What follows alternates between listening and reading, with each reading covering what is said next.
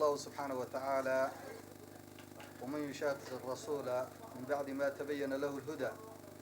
ويتبع غير سبيل المؤمنين نوليه ما تولى ونسليه جهنم وساءت مصيرا.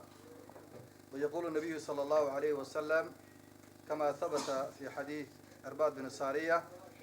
عليكم بسنتي وسنة الخلفاء الراشدين المهديين من بعدي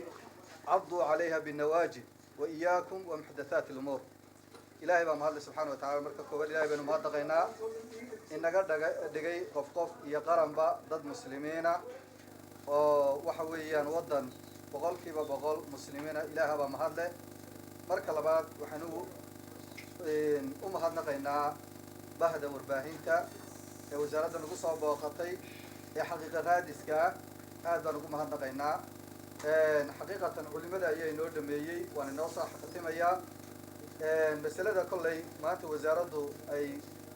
نقطي قصب إنك هذا شو ومسألة علماء أي نور بياميين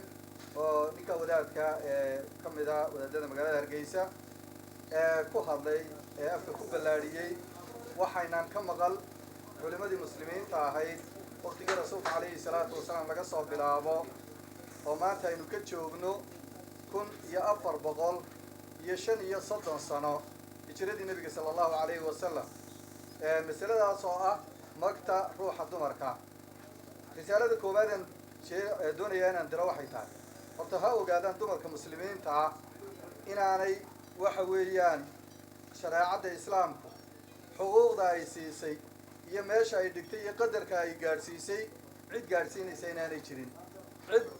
وقامر كواحد بدين السنة محمد صلى الله عليه وسلم الصحابة دي سنة إن أنا يشرين أرنت وحويان مركا دين أصلا نقولنا مقطع روح الدمركا مسلمات دا حرطة هدي دماطو هدي الدلو مقتدو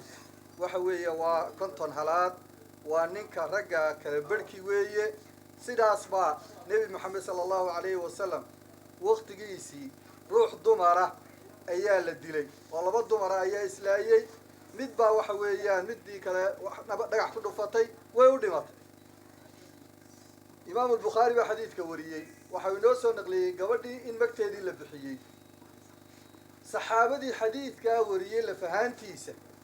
أيا سيس صريحة وحوقصقنا هذي إن يروح الدمر كمكتد ويتهي كنتون وأودك ممركا وحوينيكا كالبركي وحيكفه من علماء يعني وحوين صحابتي حديث كوريي مركا عديين وحويني كنتون تهي وحوين أرنسوغان النبي عليه الصلاة والسلام حديث باكسبنا لقوريي معاذ بن جبل ورينا أيو وحويان دية المرأة نصف دية الرجل حديث كان علماء وحوي كشيء حق حديث وأنا وحول ببيان منه هذا الكلام شيء علماء وحي كوكبين أقواشي الصحابة وحكلوا كوكبين أرنتا وحليل حديت وحلا قياس أيو وحمركا وحوي علماء رأي جود أي ككيران كران معه وحكاها النبي محمد صلى الله عليه وسلم يسدوا رقمي سيدا درادي وحن أمة المسلمين تا وحوي أنا وعدينا إن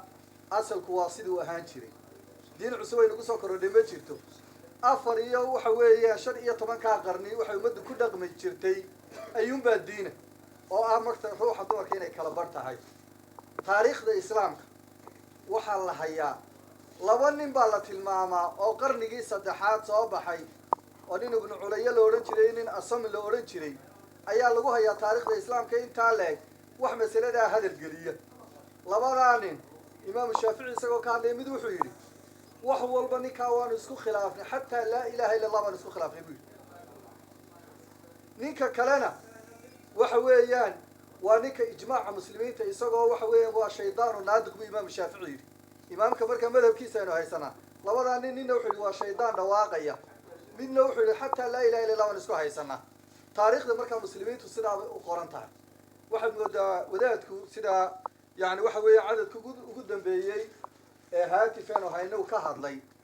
وحين بدك السوع العليا أرنت وعادو هي دقة وحكروا كسوع العليا عدة هيسة أدلة ذواتها علماء ذوات المامين مركب كوباد مركب لبعض دين الإسلام كلا ما قاطع قرآنك هي سنة النبي جو كليه وحلا هذا ما لا قاطع وحكم القرآن كوكتابك إلهي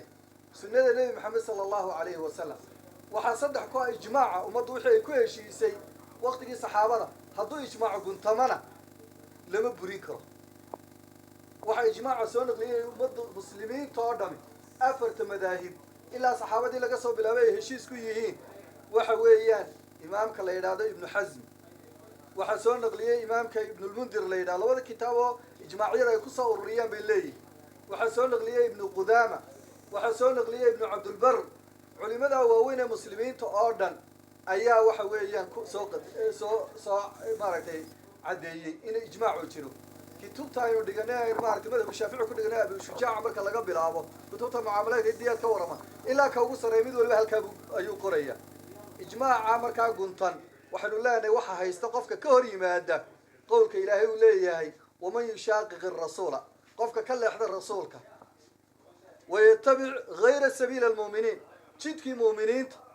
جد أنا هاي نمرة جدك مؤمنين ترى وكالة وقبرتها شنية تمك قلنا يكسر مين نوليه ما تولى ونسله جهنم وساءت مصيره عقاب حب إلهي وبلغ قال سبحانه وتعالى نبينا نوح عليه الصلاة والسلام عليكم بسنتي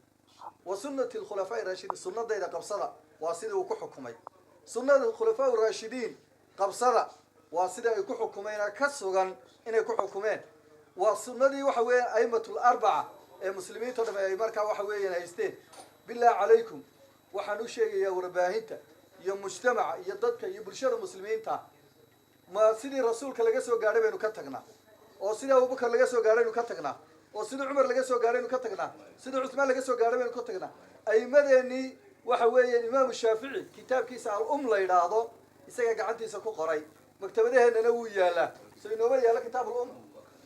waay waa kitaab al Imam Shaafici ba gacantiisa ku qoray waxa ku qoran uu leeyahay la a'lamu khilafan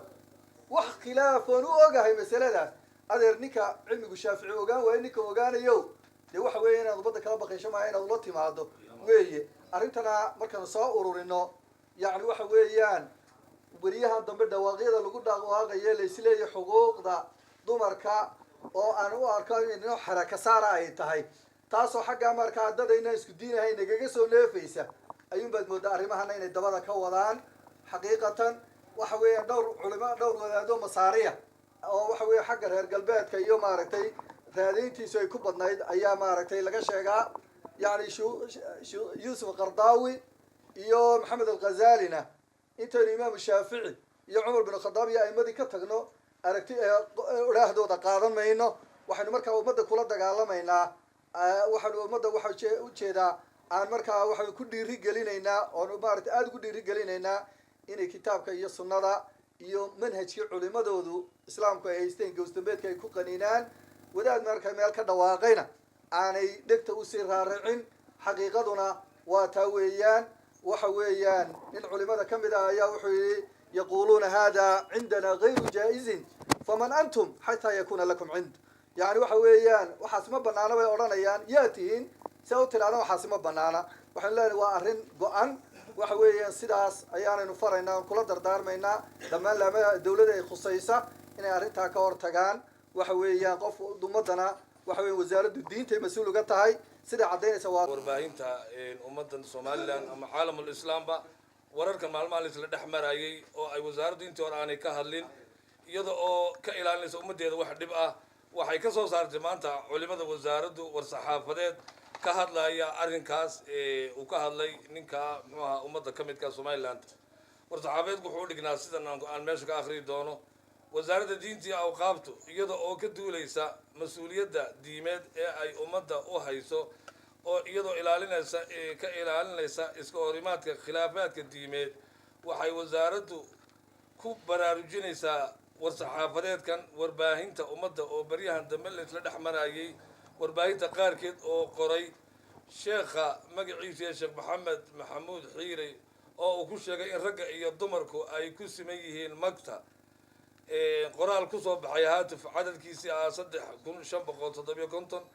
kaas oo taariikhdu soo baxay ahayd 30kii bisha saddexaad oo uu ku sheegayo taas oo khilaafsan shariicada islaamka iyo ijmaaca muslimiintaba haddaba iyada oo ay waajib sharciya tahay in loo cadeeyo ummadda muslimka ah iyada oo laga duulayo in laga ilaaliyo khilaafka diimeed si arrinkaas bulshada looga jaahil saaro waxaa xafiiska waaxda iftaaha shareecada ee wasaaradda diinta iyo awqaafta iyo xafiiska isuduwaha gobolka maroodijeex iyo dhammaan culimada wasaaradduba ay u caddaynayaan ummadda somalilan iyo islaamkaba qoraalkan ka soo baxay culimada wasaaradda diinta kow hadalka ka soo yeedhay ninkaa ka soo baxay waxa uu khilaafsan yahay shareecada islaamka iyo ijmaaca ummadda ee islaamka ah iyo afarta madhabood ee aan ku dhaqan ee lagaga dhaqmo caalamka islaamka laba waxay wasaaraddu ummadda u sheegaysaa in magta gabadha muslimadii ay tahay konton oo ah ninka barhkii taas oo ah ficilkii iyo qowlkii ka sugnaaday nabigeeni maxamed ah sala allahu alay wasalam iyo saxaabadii kariimka ahayd oo khulafaa uraashidiintii oo uu ka mid yahay amiir ilmu'miniin cumar bin khadaab wa cusmaan binu cafaan wa caliy bin abi daalib oo sugay in magta gabadha muslimadii ay tahay magta ninka barhkeed buuri sidaa ay faleenna ay tahay in islaamka oo dhan caalamul islaamna sidaa lagaga dhaqmo wax bedelayna aanay jirin haddaba sheekhaas kelmadda ka soo yeedhay wuxuu khalkhal gelinayaa deganaanshaha nabadgelyada ummadda isaga oo iska hor keenaya lamaanaha isqaba ee muslimiinta abu afar madhabka dalkeenna uu haysto oo uu ku dhaqmo oo ah madhabka culimadii hore iyo culimadii dambe ay ku camal falaan oo ah madhabka shaaficigu waxa uu dhigayaa sidaa ka sugnaatay sunnihii nebiga iyo khulafaa urashidiintiiba in magta gabadha muslimadda ay tahay magta ninka barhkeed oo ah sunnihii nebiga iyo saxaabadii jaliilka ahayd dhammaanba haddaba waxa ay wasaaraddu kula dardaarmaysaa dadka reer somalilan in aanay dhag jalaq u siinin dadkaasi abuuraya khilaafka diimeed iyo iska horkeenka sidaa darteed waxay wasaaradda diinta iyo awqaaftu u diraysaa cid kasta oo ku kacda wax iska horkeen sida ninkaas oo kale khilaaf diimeed waxaa la marin doonaa sharciga u yaala dalkan ummaddan somalilan waxaan leenahay wabilaahi towfiiq waxaa qoray qoraalkan oo soo saaray culimada wasaaradda oo ay hormood ka yihiin agaasimaha waaxda shareecada sheekh axmed dabiil guuleed isuduwaha gobolka maxamed ibraahim jaamac culimada wasaaradda sheekh yuusuf cabdi xoore sheekh maxamed sheekh ismaaciil khayre sheekh cabdiraxmaan sheekh faarax sheekh cabdiraxmaan xasan yuusuf iyo culimada dhammaan wasaaraddu waxaanan kula dardaarmaynaa maanta islaamku inooma cusba culimadu inooma cusba caalamul islaam waxaa ka jira waxyaabo fara badan oo dadka wareeriya waxaan leenahay wixii islaamka waxa laga qaataa aslayn kitaabka qur-aanka ah sunnaha nebiga iyo ijmaaca iyo qiyaas afartaba uu khilaafsan yahay kelmadani oo waxay la mid noqonaysaa rag iyo dumarku way siman yihiin kelmadii afweyne ka soo baxday ayay taabanaysaa markaa dhaxalkiina inay ku siman yihiin bay noqonaysaa ma geesa laga eego waxaan kaga baxayaa islaamku inooma cusba waa inaan islaamka siisa u fahamnaa khalkhalna aynaan gelin waxaana kusoo dhaweynaya